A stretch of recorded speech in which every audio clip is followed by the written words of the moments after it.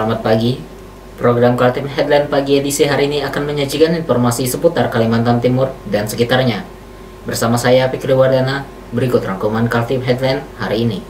Juni nanti, Tarakan akan mulai bersiap memasuki tahap-tahap new normal. Pelaku pemerasan dan perampasan barang pada malam takbiran di Balikpapan diamankan polisi. Kita awali Kaltim Headline pagi edisi hari ini. Inilah keluhan dari warga sekitar pinggiran Sungai Sebengkok di Tarakan, Kalimantan Utara. Jika hujan deras turun atau air laut pasang, rumah-rumah mereka tidak lagi nyaman karena dimasuki oleh air. Kebanjiran itu baru terjadi dalam setahun belakangan. Simak informasinya. Ada puluhan penghuni rumah di kampung Sebengkok Tarakan mengeluh karena rumah-rumah mereka semakin sering kebanjiran. Luapan air terjadi jika hujan turun deras, ditambah lagi kalau air laut pasang. Menurut Ketua RT 1 Ajis, warga dan juga dirinya merasa jengkel karena kebanjiran itu mengganggu sekali dan hanya dialami warga di tepi sungai. Ajis mengaku sudah 50 tahun tinggal di situ dan baru dalam setahun ini rumahnya ikut terendam banjir. Apa penyebabnya? Usut punya usut, musibah banjir ini baru terjadi sejak jembatan Sebengkok dibangun sekitar setahun lalu. Dulu, ketika jembatan masih kayu, tidak ada masalah dengan rumah warga. Namun, setelah dicor malah berdampak terhadap lingkungan rumah di tepi sungai. Warga sudah mengecek tiap kali hujan turun, air sungai tidak lancar mengalir. Di kolong jembatan terlihat terjadi penumpukan sampah yang diakibatkan adanya batu-batuan dan pasir dalam karung goni. Kenapanya selama 50 tahun kita ditarakan nih, barusan kita dinaiki banjir nih. Warga-warga sampai mengeluh apa gara-gara itu banjir. Bisa memang walaupun diperbaiki kayak begitu, nanti kalau banjir lagi pasti turun tuh lagi itu. Masalahnya itu dia batunya itu dipasang begitu percuma, tidak dicor. Oh iya. Kalau dicor mungkin kuat, agak kuat sedikit. Jadi menurut RT bagaimana kira-kira itu? Kalau menurut saya itu alangkah bagusnya itu dibongkar aja supaya agar air itu lancar jalannya apabila hujan deras dan air pasang gitu. Oh gitu. Jadi diminta supaya dibongkar aja itu. Iya, dibongkar itu batunya biar air itu lancar. Ajis dan masyarakat Sebengkok hanya menduga-duga pasir dan batu dalam karung itu sengaja dipasang oleh kontraktor jembatan untuk menahan pondasi jembatan. Jika benar hal itu terjadi, maka kuat kemungkinan jembatan berbahaya karena tiang pondasinya hanya bersandar di atas tumpukan batu-batu itu. Jembatan dengan lebar 10 meter itu adalah fasilitas vital warga Sebengkok ke Jalan Raya Yosudarso. Ajis ingin Pemprov Kaltara yang membangun jembatan itu turun tangan melihat dan mencari solusi agar warga tidak kebanjiran lagi. Yogyanya bagus disediakan lagi Pak. Artinya penampang basahnya itu diupayakan selebar penampang basah jembatan yang ada. Karena yang sekarang ini dengan adanya bronjong ini kan penampang basahnya semakin berkurang, tidak lagi seluas yang ada. Nah itu mempengaruhi sirkulasi alur air yang masuk maupun keluar Pak. Jadi apalagi kalau pas lagi kondisi bersamaan pas banjir atau pas hujan bersamaan dengan pasang, maka tingkat kenaikan permukaan air itu bisa lebih cepat, tidak lancar. Jadi ada perencanaan Pak itu untuk kami sebagusnya diperlebar. Ya, diperlebar. Artinya dihilangkan aja lah kalau bronjong itu. Nah, kalaupun ada opsi lain untuk mengganti konstruksi yang bronjong itu menjadi untuk anggap saja untuk menangani persoalan yang berada di jembatan abut ini, ambil teknis yang lain saja gitu. Iya. Jangan, kalau kami sarankan jangan pakai bronjong. Dari Tarakan, tim Kaltim TV Abdul Latif melaporkan.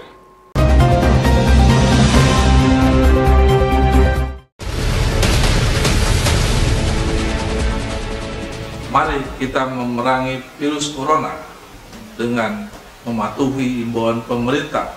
Stay at home.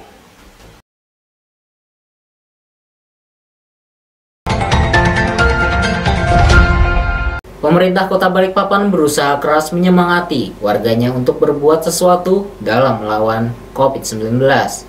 Sebagai daerah dengan tingkat penularan virus tertinggi di antara kabupaten dan kota se-Kalimantan Timur, wali kotanya Rizal Effendi memberikan penghargaan tanda apresiasi kepada organisasi-organisasi yang peduli dalam misi kemanusiaan. Simak informasinya. Inilah Kota Balikpapan yang saat ini menjadi kota paling tinggi pasien tertular virus corona di antara kabupaten dan kota lain se-Kalimantan Timur.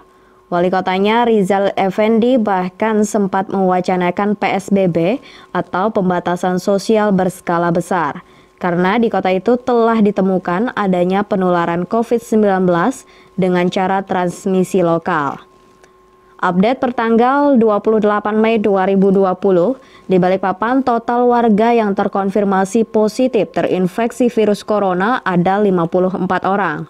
Namun, yang sembuh juga cukup besar, yaitu 35 orang dan 2 orang dinyatakan meninggal dunia. Sementara yang masih dirawat sebanyak 17 orang. PSBB tak jadi digelar karena belakangan terlihat jumlah pasien tertular telah mencapai masa puncak dan kurvanya terus mengalami penurunan. Wali kota mengapresiasi organisasi-organisasi yang begitu peduli dengan musibah kemanusiaan. Salah satunya adalah Sri Kandi Balikpapan. Dan yang kedua kami dapat penghargaan, yaitu penghargaan dari Bapak Wali Kota khususnya buat kami Sri Kandi Pemuda Pancasila dalam melawan wabah COVID-19.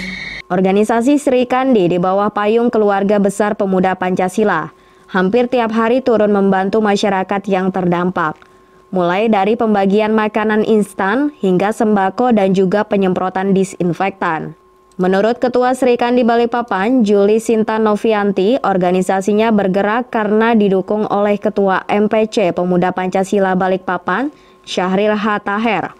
Termasuk juga para pengurus dari MPWPP Provinsi dan Majelis Pimpinan Nasional. Baru-baru ini, MPN juga turun tangan membantu warga Balikpapan bersama 3 kabupaten dan kota lain di Kaltim, berupa sembako dan penyemprotan disinfektan. Dan kegiatan kami dalam hal ini tentunya disupport oleh kemarin membentuk gugus tugas oleh amanah dari Ketua EPN Bapak Yapto, bekerjasama dengan Provinsi Bapak Said Amin dan juga Pemuda Pancasila Kota Balikpapan, Ketua MPC Bapak Syahril Taher. Kegiatan kami dalam COVID ini yaitu melakukan pembagian makanan nasi kotak seluruh pelosok-pelosok setiap hari kami lakukan, dan juga pembagian sembako, alhamdulillah, penyemprotan disinfektan dan juga pembagian masker. Semangat gotong royong Pemuda Pancasila begitu terasa di seluruh Kalimantan Timur. Kadar-kadar Pemuda Pancasila di seluruh pelosok turun membantu warga dan bersama-sama melawan. Tim Kaltim TV melaporkan.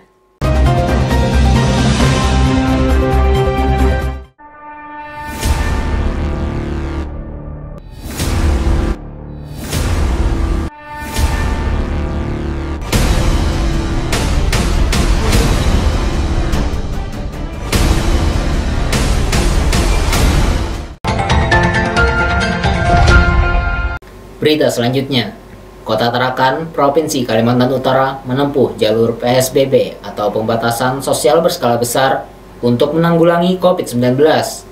Pemberlakuan itu telah ada sejak 24 April lalu dan kini memasuki fase perpanjangan yang ketiga kalinya. Fase perpanjangan ini akan berakhir pada 6 Juni mendatang. Namun Wali Kota Tarakan, Dr. Hairul, memberi sinyal bahwa tanggal 1 Juni sudah diterapkan pelonggaran. Simak informasinya. Tanggal 1 Juni, Kota Tarakan sudah mulai menerapkan new normal, yaitu kehidupan masyarakat yang baru atau bersama-sama dengan virus corona. Namun bagaimana mencegahnya agar tidak tertular ke tubuh kita?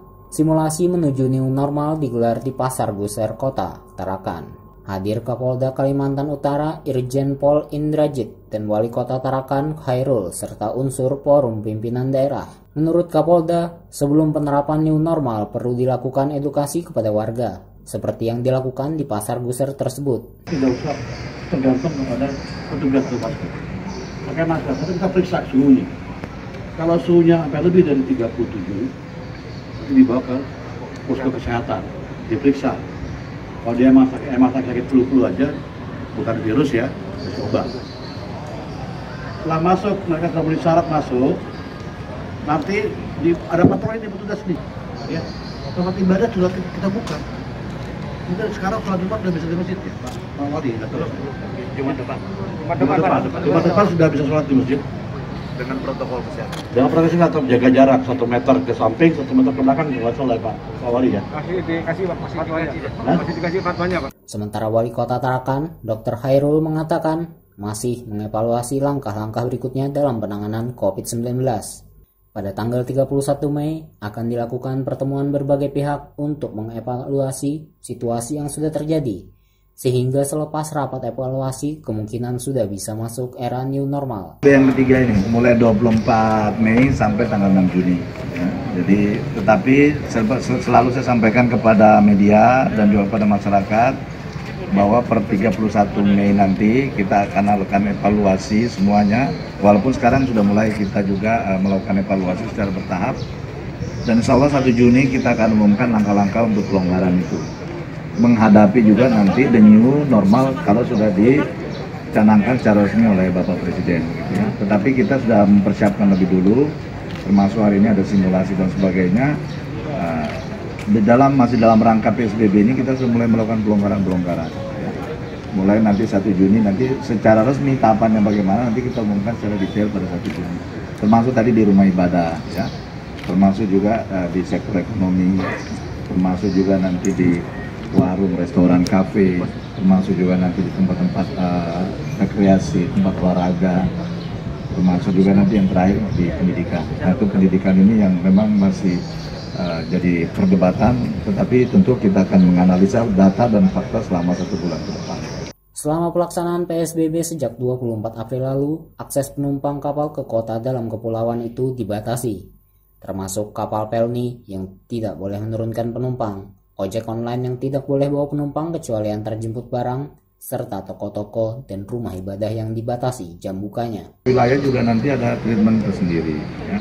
Tetapi sekali lagi seperti tadi saya sampaikan oleh Pak Kapolda bahwa orang ini kan tidak mungkin juga kita tahan sampai kapan dia di rumah terus. Tetapi perlu kita lakukan pendisiplinan kepada seluruh masyarakat kita, memulai budaya baru ya. The new normal ini kan budaya yang baru. Yang sebelumnya kita nggak biasa pakai masker, sekarang harus dibiasakan udah. Tapi sama juga dulu lah, saya kan dulu nggak ada HP, sekarang kan kita kalau nggak pakai HP kan kayaknya nggak lengkap hidup ini. Nanti juga begitu, kita kemana-mana kalau nggak pakai masker kayaknya nggak safe gitu. Tim Kaltim TV, Abdul Latif melaporkan dari Tarakan.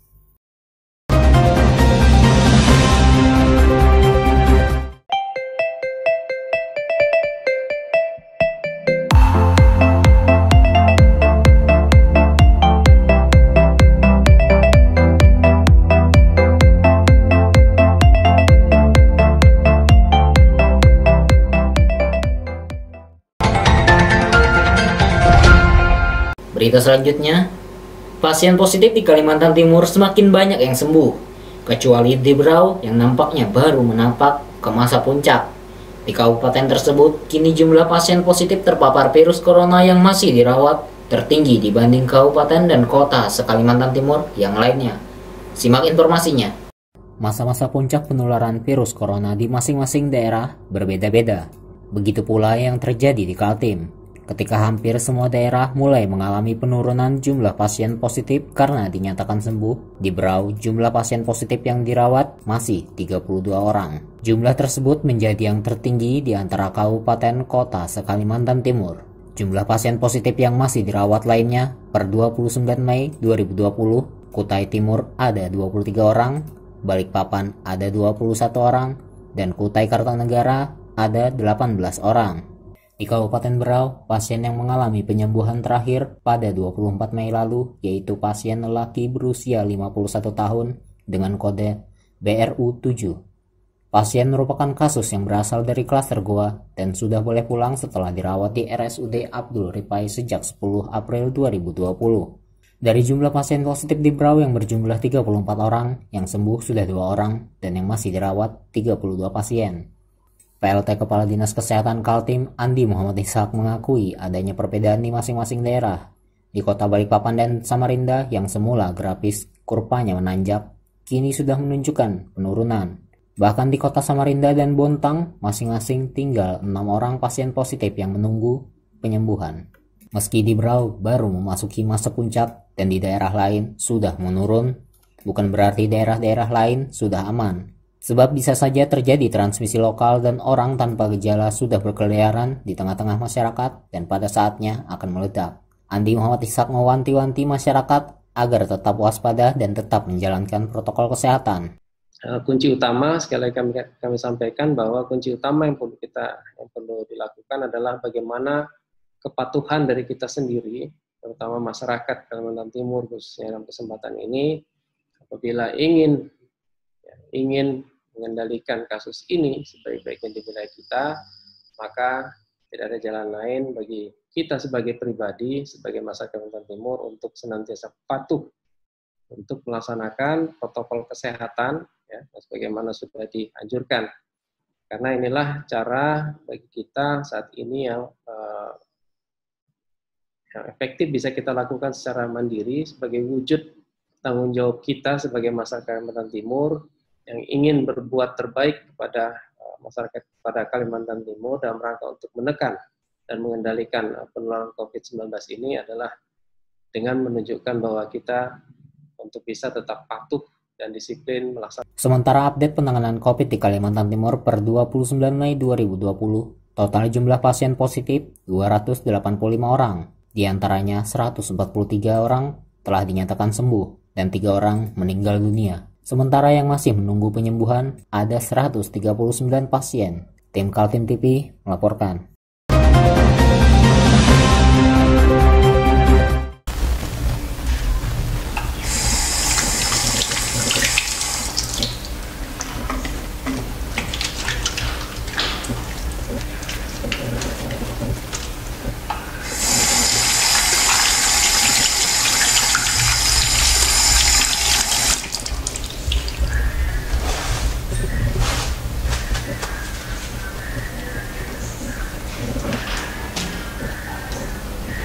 Meskipun di rumah saja, kita tetap selalu menjaga kesehatan, cuci tangan, menggunakan hand sanitizer. Ingat, mulailah dari diri sendiri. Tim Jatanras Polresta Balikpapan mengamankan 2 orang tersangka kasus pemerasan di kawasan Balikpapan Barat. 2 tersangka beraksi di saat malam takbiran. Tersangka mengancam korbannya dan merampas barang berharga milik korban. Simak informasinya. 2 orang pria pengangguran dan residivis ini kembali diamankan oleh Jatanras Polresta Balikpapan pada hari Rabu 27 Mei 2020 di kawasan Kampung Baru Balikpapan Barat. Kedua tersangka, Andi Solihin dan Agus Setiawan ini diamankan setelah melakukan aksi pemerasan di kawasan Jalan Es Parman, Gunung Sari Ulu saat malam takbiran. Pelaku mengikuti korbannya sejak keluar dari Mall BSB usai berbelanja. Tersangka mengancam korban dengan menakut-nakuti korban. Sejumlah barang berharga berupa ponsel 2 unit serta uang tunai sejumlah Rp750.000 dan baju baru korban yang baru dibelinya. Kanit Jatanras Ibda RM Sagi Janitra mengatakan kedua tersangka diamankan di rumah masing-masing dengan waktu berbeda. Satu tersangka merupakan asimilasi. Kasus perampasan akan masih dikembangkan. Kronologi kejadian pelapor di sini dari Amburauk, Kamboja, datang ke Balikpapan untuk membeli persiapan untuk besok lebaran, membeli baju dan sebagainya. Saat di depan Marconi dihentikan oleh kedua pelaku dengan berdalih bahwa adik pelaku telah dipukuli oleh mereka dan kalau jangan macam-macam bakal akan dipukuli juga. Itu pelaku menyuruh untuk korban dan rekannya mengikuti mereka sampai ke BJBJ. Setelah sampai di BJBJ, mereka merampas HP 2 unit, uang jumlah Rp750.000 dan baju-baju yang baru saja dibeli oleh korban. Itu satu korban ditinggalkan di daerah BJB, satu lagi dibawa ke daerah Marconi atas dan tinggalkan di sana. Kalkulasinya mereka kembali ke rumah dan beberapa uangnya sudah digunakan. Anies Solin Alisaan. Umur? 34. Itu gimana? Kamu sudah rencanakan kah? Sudah rencanakan, Pak. Berapa hari sebelumnya? Setiap hari Pak. Setiap hari kamu rencanakan itu? Iya Pak. Kok bisa ketemu itu langsung di mana caranya? Pas pulang dari BSB Pak. BSB. Di BSB kamu ngapain? Standby Pak. Standby ya? Iya Pak. Kamu ikutin mereka itu? Iya Pak. Terus langsung kamu cegat atau gimana? Langsung kita ikutin, baru kita suruh stop Pak, baru kita ambil barang buktinya satu pasang baju barunya Pak, sama uang sama handphone Pak. Sempat kamu pukuli mereka? Enggak. Kamu ancam? Iya Pak. Ancamnya pakai apa? Pakai mulut aja Pak. Pakai mulut ya? Kita takut-takut. Kedua tersangka saat ini masih dalam proses pemeriksaan. Tersangka diancam pasal 368 kasus pemerasan dengan ancaman hukum 5 tahun penjara. Muhammad Idris melaporkan dari Balikpapan.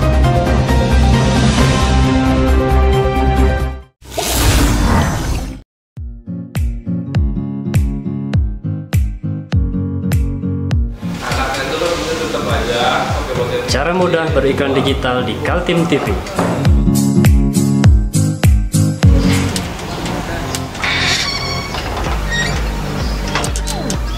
Yang pertama, jadilah sahabat Kaltim TV.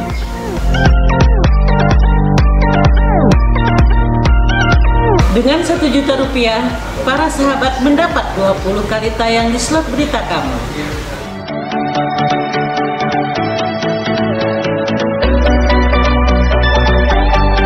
Dengan 20 detik dapat menjangkau 20.000 penonton. Anda beruntung karena mendapat kesempatan perdana dari kami. Ayo jadilah sahabat Kaltim TV.